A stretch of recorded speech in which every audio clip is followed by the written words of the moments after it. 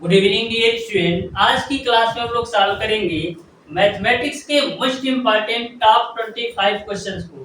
Dear student, ये top 25 question ऐसे question है जो आपके पॉलिटेक्निक अथवा आईईआरटी एंट्रेंस एग्जाम में बार बार पूछे गए क्वेश्चन है। डियर स्टूडेंट, प्रत्येक क्वेश्चन का सॉल्यूशन बिल्कुल कॉन्सेप्चुअल मैं आपको कराऊंगा। इस तरीके से मैं आपको डियर स्टूडेंट प्रत्येक क्वेश्चन का सॉल्यूशन कराऊंगा कि आपके पॉलिटेक्निक अथवा आईईआरटी एंट्रेंस एग्जाम में एग्जामिनर कहीं से भी आपसे क्वेश्चन पूछ लिया जाए, छूटेगा नहीं।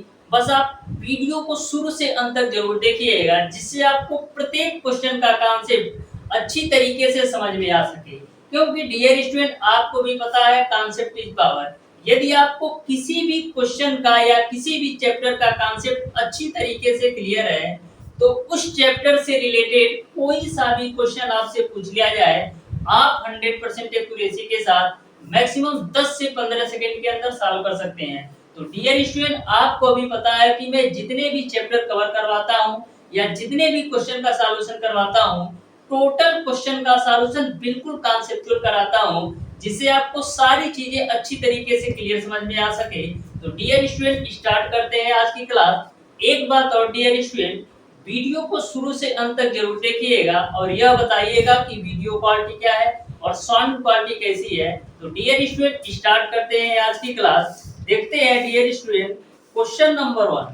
तो क्वेश्चन नंबर 1 आपका है डियर स्टूडेंट, 2 महिलाएं और 5 पुरुष एक कढ़ाई के काम को 4 दिनों में समाप्त कर सकते हैं, जबकि 3 महिलाएं और 6 पुरुष उसे 3 दिनों में समाप्त कर सकते हैं। एक महिला द्वारा अकेले इस कार्य को समाप्त करने हेतु लिए जाने वाले दिनों की संख्या कितनी है, ये आपको ज्ञात करना है। तो यह जो आपका क्वेश्चन नंबर 1 है, टाइम एंड वर्क का है, यानी कि कार्य और समय का है। तो बिल्कुल शानदार तरीके से मैं इस क्वेश्चन का सॉल्यूशन कराने वाला हूँ। आप ध्यान से समझिएगा कैसे सॉल्व करना है क्वेश्चन नंबर 1 को। तो दे रखा है कि 2 महिलाएं और 5 पुरुष किसी काम को 4 दिनों में कर सकते हैं। तो जो आपकी महिलाएं हैं उसको मैं डब्ल्यू से रिप्रेजेंट करूंगा और जो आपके पुरुष हैं उसको मैं एम से रिप्रेजेंट करूंगा। तो 2 महिलाएं यानी कि 2 वुमेन और 5 पुरुष यानी कि 5 मैन किसी कार्य को डियर स्टूडेंट बोल रखा है कि 4 दिनों में पूरा कर सकते हैं। फिर आगे बोला गया है जबकि 3 महिलाएं और 6 पुरुष। तो 3 महिलाएं यानी कि 3W प्लस का 6 पुरुष यानी कि 6M, उसी कार्य को डियर स्टूडेंट बोला जा रहा है कि 3 दिनों में पूरा कर सकते हैं। तो ऐसे क्वेश्चन को सॉल्व करने के लिए सबसे पहले हम निकाल लेते हैं कि एक आदमी की इफिशियंसी क्या है और एक औरत की इफिशियंसी क्या है। तो सबसे पहले 4 का मल्टीप्लाई करते हैं, तो ये आपका हो जाएगा 8W प्लस का 5 चौक 20M बराबर आपका इधर भी मल्टीप्लाई कर लीजिए, तो 9W प्लस का आपका हो जाएगा 18M। यहाँ से डियर स्टूडेंट 20M में से 18M घटाएंगे तो आपको मिल जाएगा 2M बराबर 9W में से 8W घटाएंगे तो W। तो यहाँ से M बटे W की वैल्यू आप निकालोगे तो आपको मिल जाएगा 1/2, यानी कि जो आदमी की क्षमता है वो आपका 1 है और जो औरत की क्षमता है वो आपका 2 है। अब आपको आदमी की क्षमता और औरत की क्षमता का पता चल गया। अब आप टोटल वर्क निकाल सकते हैं। तो चाहे आप यहाँ से टोटल वर्क निकालो या यहाँ से टोटल वर्क निकालो, दोनों जगह सेम वैल्यू आएगी। तो टोटल वर्क हम निकाल लेते हैं डियर स्टूडेंट। तो टोटल वर्क क्या है? टोटल वर्क है आपका 2W प्लस का 5M इंटू का 4 के बराबर। अब यहाँ पर क्षमता रख दीजिए तो 2, और एक औरत की जो क्षमता है वो आपका 2 कार्य करने की, प्लस का 5 गुणे एक आदमी की जो क्षमता है वो आपका 1 है, इंटू का आपका हो जाएगा 4। यहाँ से देखिएगा 2 दूना 4 और 5, 5 4 9 और चौक कितना होगा? 9 चौक 36, यानी कि जो टोटल वर्क है वो आपका 36 निकल कर आ गया। इस 36 काम को डियर स्टूडेंट एक महिला के द्वारा किया जा रहा है। इस 36 काम को एक महिला के द्वारा किया जा रहा है। तो एक महिला की जो क्षमता है वो आपका 2 कार्य करने की है। तो 2 काम की दर से 36 काम को करने में 18 दिन लगेंगे। इस तरीके से क्वेश्चन नंबर 1 का डियर स्टूडेंट आपका ऑप्शन नंबर बी सही हो जाएगा। तो बिल्कुल सिंपल सा क्वेश्चन था, मैं बिल्कुल कॉन्सेप्ट के साथ मैंने आपको बताया है। अब देखिएगा डियर स्टूडेंट क्वेश्चन नंबर 2। तो क्वेश्चन नंबर 2 आपके सामने है, ध्यान से समझिएगा क्वेश्चन नंबर 2 को कैसे सॉल्व करना है।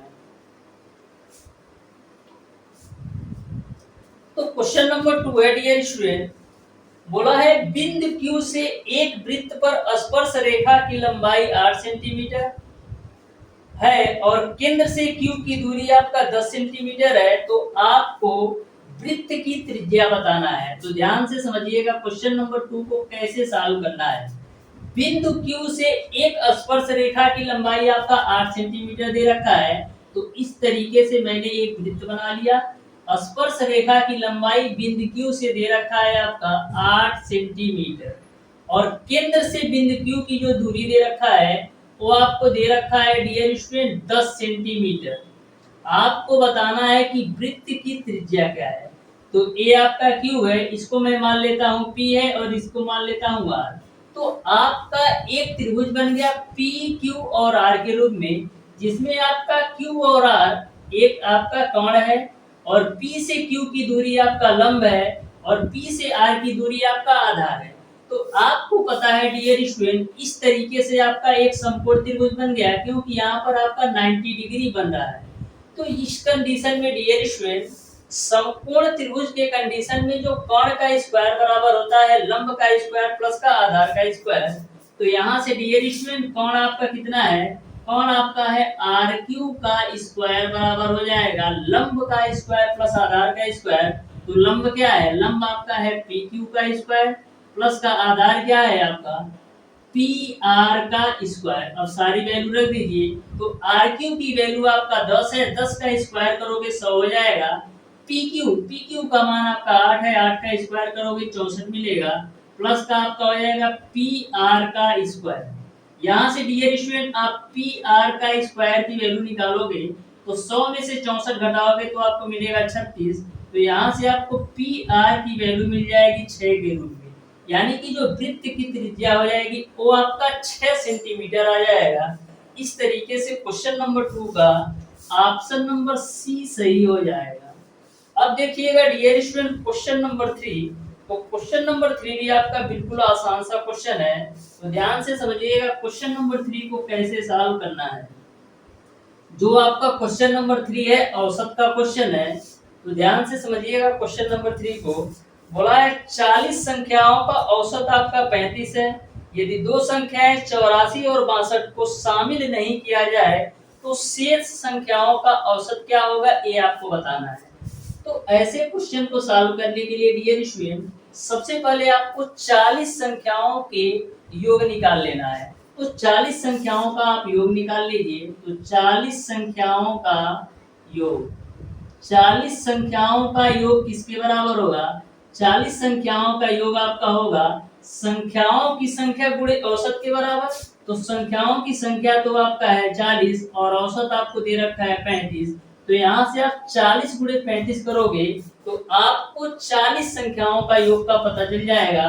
तो एक जीरो है तो एक जीरो, 4 पचे 20 को जीरो, 4 तिया 12 तो 14, यानी कि 40 संख्याओं का जो योग है वो आपका 1400 रुपया है।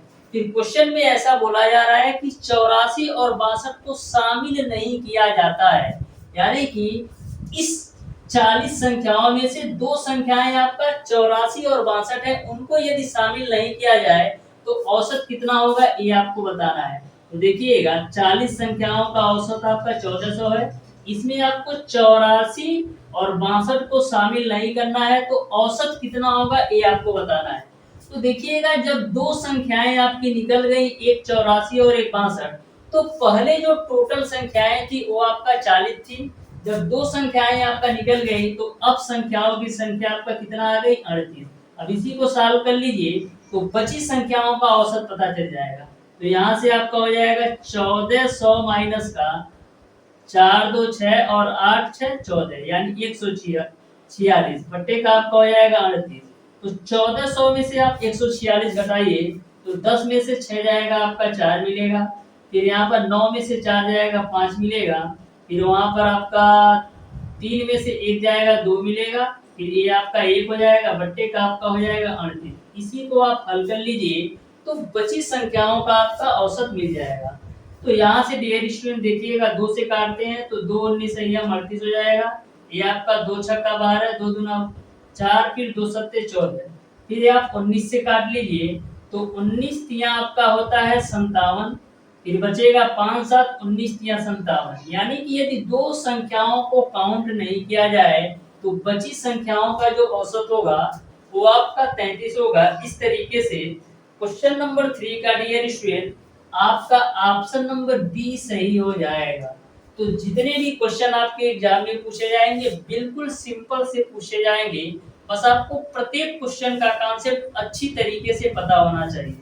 अब देखिएगा डियर स्टूडेंट क्वेश्चन नंबर 4।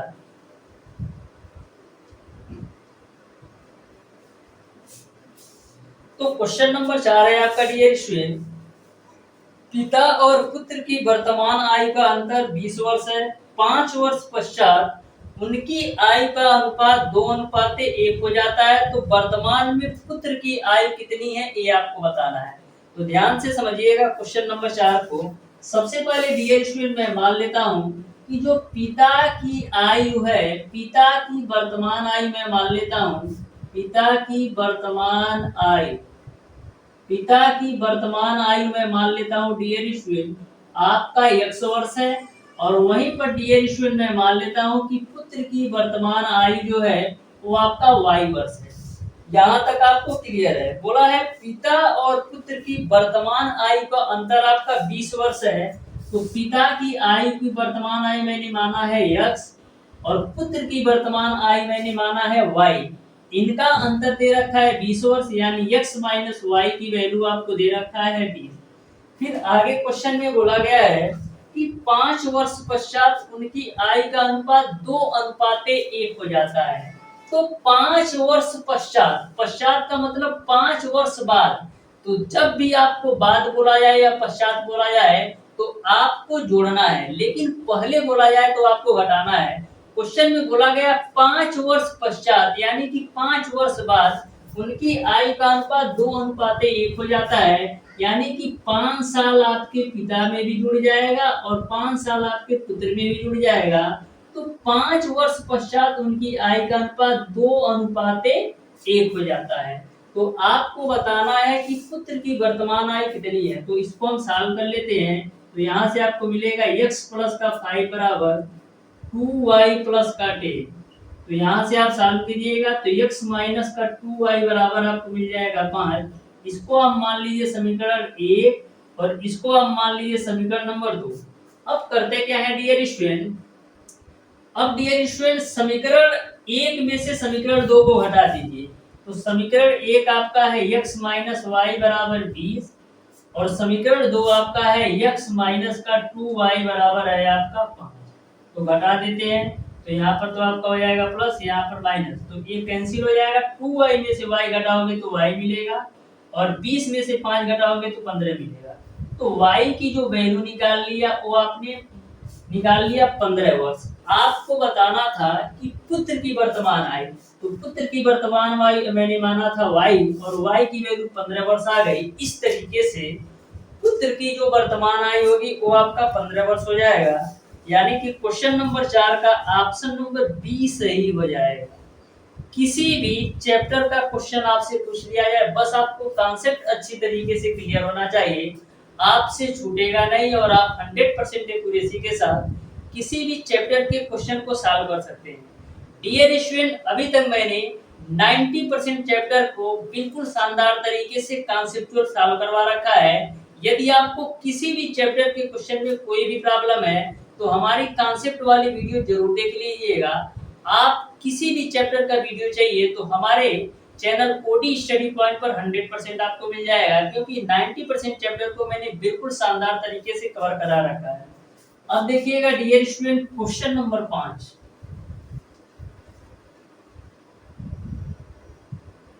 तो क्वेश्चन नंबर 5 भी आपका सिंपल सा क्वेश्चन है। क्वेश्चन नंबर 5 है आपका डियर स्टूडेंट, रुपया 700 की कुल राशि एक विद्यालय में विद्यार्थियों को 7 नगद पुरस्कार दिए जाने में प्रयोग की जाती है, यदि प्रत्येक नगद पुरस्कार पिछले से ₹20 कम है तो प्रथम पुरस्कार विजेता को दिया हुआ नगद पुरस्कार कितना है ये आपको बताना है। तो सबसे पहले क्वेश्चंस के लैंग्वेज को समझिएगा। 700 रुपया है जिसमें से 7 पुरस्कार के रूप में दिया जाता है और प्रत्येक पुरस्कार जो है 20-20 रुपया कम होता जाता है।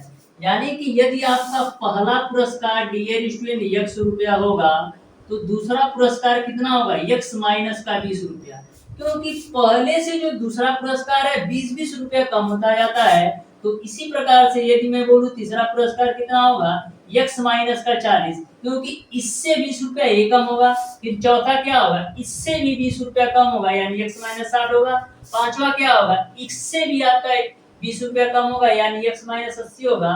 उसके बाद से इससे भी 20 रुपया कम कीजिएगा तो x माइनस 100 हो गया। 7 पुरस्कार में डिवाइड किया जाता है, 1 2 3 4 5 6 और एक आपका हो जाएगा 7, तो 7वां आपका हो जाएगा x माइनस का 120, क्योंकि प्रत्येक पुरस्कार पिछले पुरस्कार से 20-20 रुपया कम होता जाता है। इस तरीके से पहला आपका x होगा, तो दूसरा आपका x माइनस 20 होगा, तीसरा आपका x माइनस 40 होगा। उसी प्रकार से चौथा आपका x माइनस 60 होगा, पांचवा आपका x माइनस 80 होगा और छठवां आपका x माइनस 100 होगा और सातवां जो होगा वो आपका x माइनस का 120 होगा। यहाँ तक आपको क्लियर समझ में आ गया होगा। अब इन सातों पुरस्कारों का जो योग है वो 700 के बराबर है। इन सातों पुरस्कारों का जो योग है वो 700 के बराबर है। तो सातों पुरस्कारों को हम जोड़ लेते हैं, तो 1 2 3 4 5 6 7 यानी कि 7x यहाँ से मिल गया, माइनस का -20 -40 -60 और -60 जोड़ोगे तो -120 और -120 और -80 -200 और ये -300 और ये माइनस का 420 हो जाएगा। सभी को जोड़ोगे तो 7x माइनस का 420 आएगा और इनका जो योग है वो आपका 700 के बराबर है। अब देखिएगा डियर स्टूडेंट 7x बराबर आपका क्या हो जाएगा, 7x बराबर आपका हो जाएगा 700 प्लस का 420, तो यहाँ से 7x बराबर आपको मिल जाएगा 1120 रुपया। 7 से काट लो तो 7 एकम 7 7 छक 42 0, यानी x की जो वैल्यू आ गई वो आपका 160 रुपया। x आपने किसको माना था, x आपने माना था प्रथम पुरस्कार को। इस तरीके से जो प्रथम पुरस्कार है वो आपका 160 रुपये का होगा। क्वेश्चन में आपसे शायद यही पूछा भी था कि प्रथम पुरस्कार विजेता को दिए जाने वाला नगद पुरस्कार कितना होगा, तो प्रथम पुरस्कार को 160 रुपया मिलेगा। इस तरीके से डियर स्टूडेंट क्वेश्चन नंबर 5 का ऑप्शन नंबर डी सही हो जाएगा। तो किसी भी क्वेश्चन को यदि आपको सॉल्व करना है तो सबसे पहले क्वेश्चंस के कॉन्सेप्ट को अच्छी तरीके से समझने का प्रयास कीजिए, उसके बाद से क्वेश्चन को सॉल्व कीजिए तो आपको सॉल्व करने में ज्यादा टाइम नहीं लगेगा। अब देखिएगा डियर स्टूडेंट क्वेश्चन नंबर 6, तो क्वेश्चन नंबर 6 को आप ध्यान से समझिएगा, बिल्कुल आसान सा क्वेश्चन है। क्वेश्चन नंबर 6 भी बोला है, क्वेश्चन नंबर 6, एक आयताकार बगीचे की परिधि का आधा आपका 36 मीटर है और चौड़ाई से लंबाई 4 मीटर अधिक है, तो बगीचे की आयाम कितना है ये आपको बताना है। तो एक बात आपको यह समझना है कि आयताकार बगीचे की परिधि क्या होती है। तो आयताकार बगीचे की जो परिधि होगी वो आपका आयत के परिमाप के बराबर होता है। यानी यदि आपसे बोला जाए कि आयताकार बगीचे की परिधि या आयताकार बगीचे का परिमाप, तो परिधि बोले या परिमाप बोले बात बराबर है। तो यहाँ पर बोला है आयताकार बगीचे की परिधि का आधा, तो आयत का परिमाप कितना होता है, आयत का परिमाप होता है डियर स्टूडेंट 2l प्लस का b, ये आपका आयत का परिमाप दे रखा है। लेकिन क्वेश्चन में ऐसा बोला गया है कि आयताकार बगीचे की परिधि का आधा, तो आयताकार बगीचे की परिधि तो आपका 2l प्लस b होता है, इसके आधा की वैल्यू आपको दे रखा है 36 सेंटीमीटर। तो आपको बताना है कि बगीचे के आयाम कितना है ये आपको बताना है। ये आपका 36 मीटर दे रखा है, तो यहाँ से देखिएगा 2 से आपका 2 कैंसिल हो जाएगा, तो l प्लस b की जो वैल्यू मिल जाएगी वो आपको मिल जाएगा 36 मीटर। फिर क्वेश्चन में आगे बोला गया है कि चौड़ाई से लंबाई 4 मीटर अधिक है, चौड़ाई से लंबाई आपका 4 मीटर अधिक है। तो यदि मैं डियर स्टूडेंट चौड़ाई को मान लूं x, तो लंबाई क्या होगा, x प्लस का 4, क्योंकि क्वेश्चन में बोला गया है कि चौड़ाई से लंबाई 4 मीटर अधिक है, यानी चौड़ाई यदि x है तो लंबाई आपका x प्लस का 4 है। अब यहाँ पर वैल्यू रख दीजिए, तो l की वैल्यू आपका x प्लस का 4 प्लस b की वैल्यू आपका x है, बराबर आपका हो जाएगा 36। तो यहाँ से आपको मिलेगा 2x प्लस का 4 बराबर आपको मिल जाएगा 36, तो 2x बराबर आपको मिल जाएगा 32। तो यहाँ से x की वैल्यू निकालोगे तो 16 मीटर आ जाएगा। x की वैल्यू यदि आपका 16 मीटर है डियर स्टूडेंट, यानी कि चौड़ाई यदि 16 मीटर आ गया, तो यहाँ पर 16 4 कितना हो जाएगा 20, यानी कि चौड़ाई आपने 16 मीटर निकाल लिया और लंबाई आपने 20 मीटर निकाल लिया। इस तरीके से आयताकार बगीचे का जो परिमाप होगा वो आपका 20 और 16 होगा, यानी कि क्वेश्चन नंबर 6 का डियर स्टूडेंट आपका ऑप्शन नंबर बी सही हो जाएगा। अब देखिएगा डियर स्टूडेंट क्वेश्चन नंबर 7, तो बिल्कुल आसान सा क्वेश्चन है क्वेश्चन नंबर 7 भी। अभी अभी डियर स्टूडेंट लास्ट संडे को झारखंड पॉलिटेक्निक का एंट्रेंस एग्जाम हुआ है, जिसमें डियर स्टूडेंट मैक्सिमम क्वेश्चन आपके इंटर लेवल से पूछे गए हैं।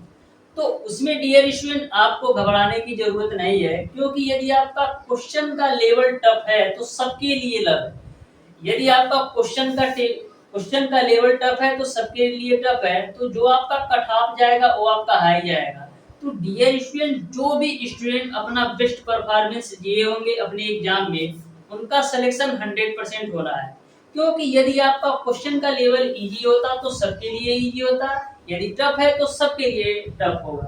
तो यदि आपका क्वेश्चन का लेवल टफ है तो कट ऑफ आपका हाई जाएगा, यानी कि कट ऑफ हाई जाने का सेंस है कि आपका 40 से 50 नंबर पर भी आपका सिलेक्शन होने की पूरी संभावना है। यदि वहीं पर आपका इजी क्वेश्चन पूछा जाता तो वही आपका 70-80 पर बनता। तो इस कंडीशन में किसी भी प्रकार का कोई प्रॉब्लम नहीं है, और ऐसा भी हो सकता है कि फिर से आपका एग्जाम हो सके। लेकिन यदि आपका एग्जाम फिर से नहीं कंडक्ट कराया जाता है तो भी आपको घबराने की जरूरत नहीं है, क्योंकि यदि क्वेश्चन का लेवल टफ है तो यदि आप बेस्ट करके आए होंगे तो भी आपका सिलेक्शन होना ही है। अब देखिएगा डियर स्टूडेंट क्वेश्चन नंबर 7, तो क्वेश्चन नंबर 7 को आप ध्यान से समझिएगा।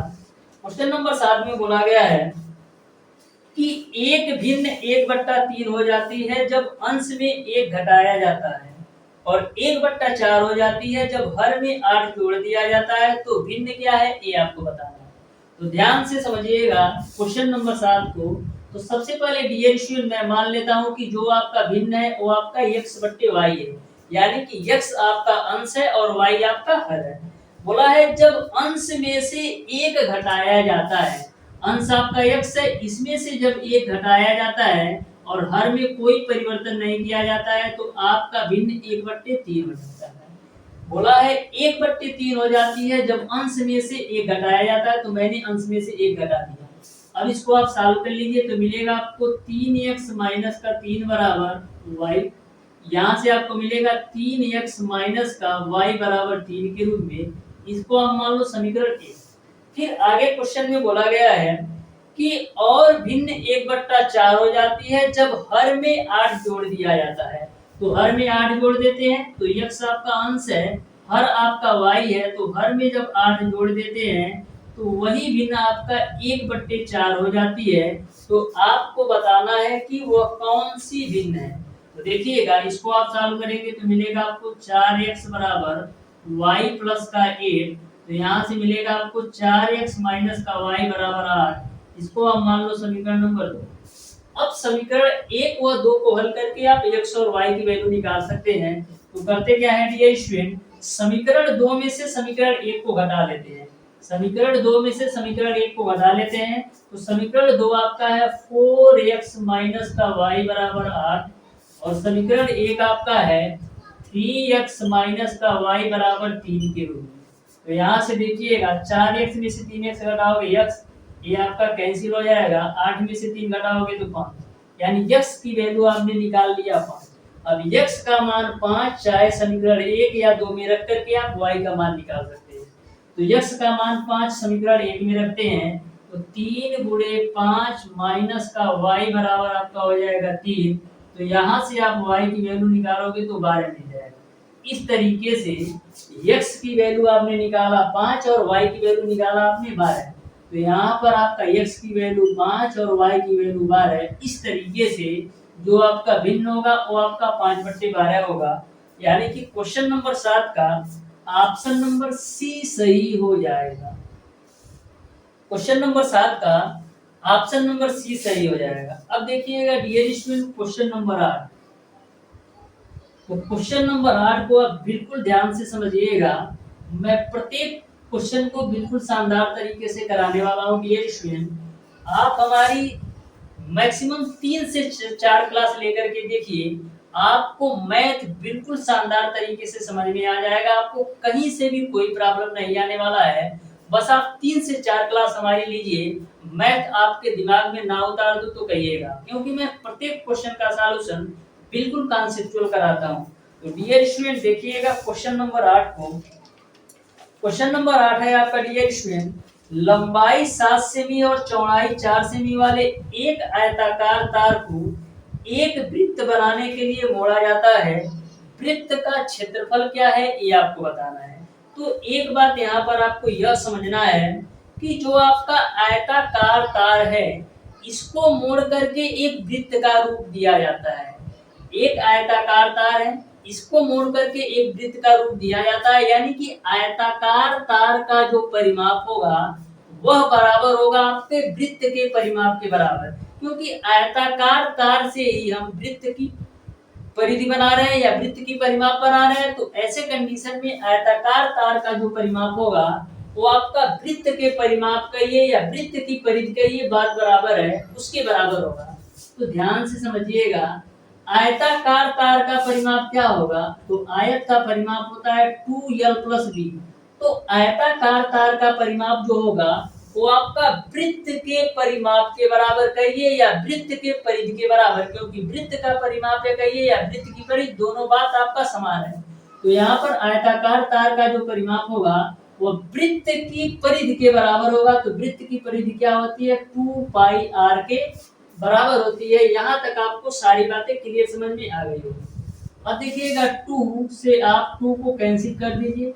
तो यहाँ पर देखिएगा L और B का मान दे रखा है। लंबाई आपका है 7 सेंटीमीटर और चौड़ाई आपका है 4 सेंटीमीटर। तो 7 + 4 बराबर पाई की वैल्यू आपका होता है 22/7 गुणे का आपका हो जाएगा 8। तो यहाँ पर देखिएगा 11 बराबर आपका हो जाएगा 22/7 इंटू का r। तो 11 दूना 22। तो यहाँ से आप r की वैल्यू निकालोगे तो 7/2 आ जाएगा। अब आपको r की वैल्यू पता चल गई, यानी वृत्त की त्रिज्या आपको पता चल गई, तो आप वृत्त की क्षेत्रफल ज्ञात कर सकते हैं। तो वृत्त का क्षेत्रफल क्या होता है? πr²। तो पाई की वैल्यू आपका है 22/7 r² यानी 7/2 का स्क्वायर को हम लिख सकते हैं 7/2 गुणे 7/2 के रूप में। तो यहाँ से आपका 7 से 7 कैंसिल। तो यहाँ से डियर स्टूडेंट आप सॉल्व कर लीजिए। तो यहाँ से इसको भी काट सकते हैं। तो 2 × 22 तो 11 × 77/2 हो जाएगा। और 77/2 को हम क्या लिख सकते हैं? हम लिख सकते हैं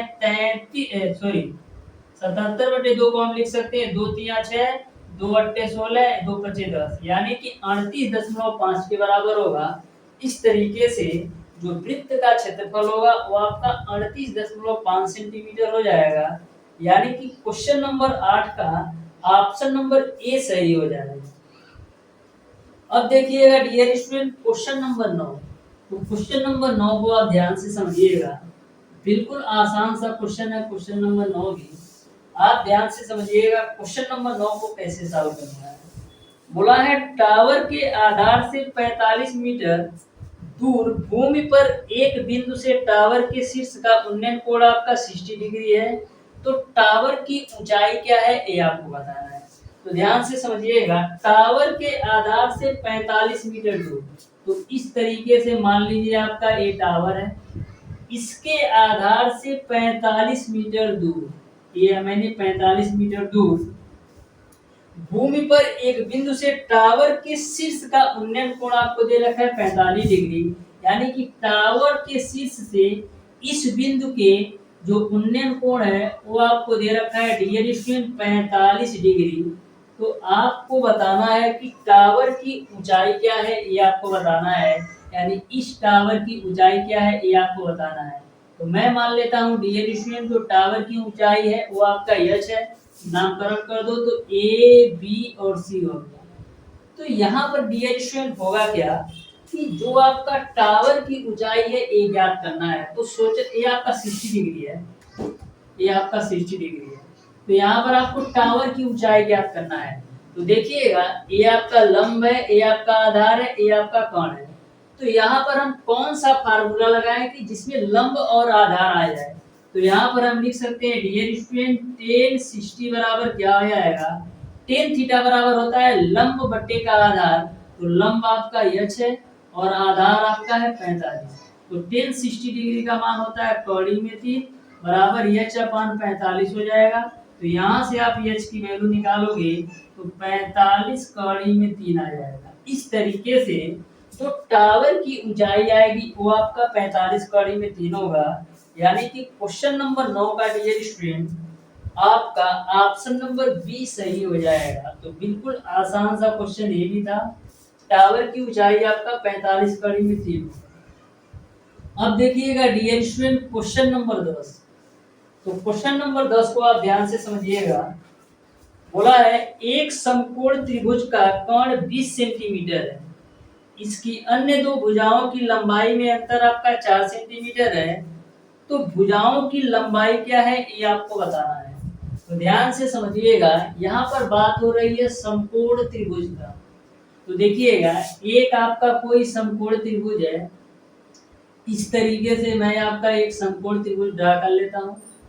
कोण आपको दे रखा है डियर स्टूडेंट 20 सेंटीमीटर है। यानी कि जो कोण की वैल्यू है वो आपको दे रखा है 20 सेंटीमीटर। और जो अन्य भुजाओं की लंबाइयां है डियर स्टूडेंट वो आपको दे रखा है, उनमें अंतर 4 सेंटीमीटर का है।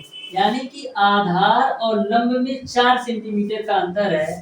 तो यदि मैं आधार को मान लूं यदि मैं डियर स्टूडेंट आधार को मैं मान लूं x, तो ये आपका हो जाएगा x प्लस का 4।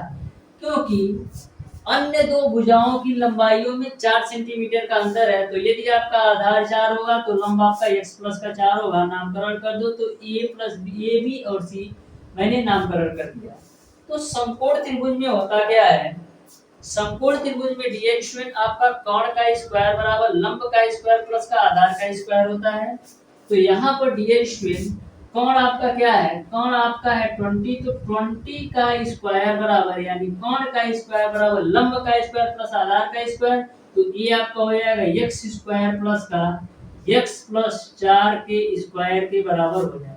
तो सॉल्व कर लीजिए, 20 का स्क्वायर करोगे तो 400 होगा बराबर ये आपका हो जाएगा x स्क्वायर प्लस का ये आपका x स्क्वायर प्लस का 16 प्लस का आपका हो जाएगा 8x के बराबर। तो यहाँ पर 400 में से 16 घटाओ कितना मिलेगा, 400 में से आप 16 घटाओगे डियर स्टूडेंट तो आपको मिल जाएगा 384 बराबर x स्क्वायर 2x स्क्वायर और प्लस का आपका हो जाएगा 8x।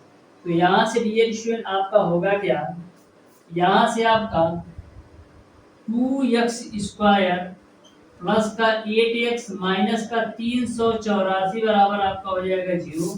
2 कॉमन ले लो तो मिलेगा आपको x स्क्वायर प्लस का 4x स्क्वायर प्लस का 4x और माइनस का 2 एकम 2 फिर 2 9 18 फिर 2 दूना 4 बराबर 0। यानी x स्क्वायर प्लस का 4x माइनस का 192 बराबर 0 मिल गया। अब आपका यह द्विघात समीकरण के रूप में आ गया। तो इसको सॉल्व करके आप x की वैल्यू निकाल सकते हो। तो देखिएगा यहाँ पर x स्क्वायर प्लस का 4x माइनस का 192 बराबर 0 है। तो 192 का आपको ऐसे फैक्टर करना है कि जोड़ने और घटाने पर आपका 4 आ जाए। तो देखिएगा आपका 192 है तो कर लेते हैं फैक्टर। तो 2 से काटिएगा तो 2 9 18 2 6 12 फिर 2 से काटेंगे तो 2 चौका 8 2 8 16 फिर 2 से काट लीजिए तो 2 दूना 4 2 चौका फिर आप 4 से काट लीजिए तो 4 से 24 फिर 6 एकम 6। तो यहाँ पर देखिएगा 2 दूना 4 चौक 16 और ये आपका 6 दूना 12। तो 16 गुणे 12 करोगे तो 192 भी हो जाएगा और 16 में से 12 आप घटाओगे तो 4 भी आ जाएगा। यानी कि 16 और 12 का कॉम्बिनेशन बन रहा है। तो यहाँ से आपका हो जाएगा एक्स स्क्वायर प्लस का 16x माइनस का 12x माइनस का 192 बराबर 0 हो जाएगा। तो यहाँ से डियर स्टूडेंट इन दोनों में आप x कॉमन ले लो तो मिलेगा आपको x प्लस का 16। इन दोनों से आप माइनस का 12 कॉमन ले लो तो मिलेगा आपको x प्लस का 16 बराबर 0। अब देखिएगा एक ब्रैकेट में आपका हो जाएगा x प्लस का 16 और एक ब्रैकेट में आपका हो जाएगा x माइनस का 12 बराबर 0। यहाँ से x की वैल्यू निकालोगे तो माइनस में आएगा जो कि लेना नहीं है। यहाँ से आप x की वैल्यू निकालोगे तो 12 आ जाएगा। यहाँ से आप x की वैल्यू निकालोगे तो 12 आ जाएगा।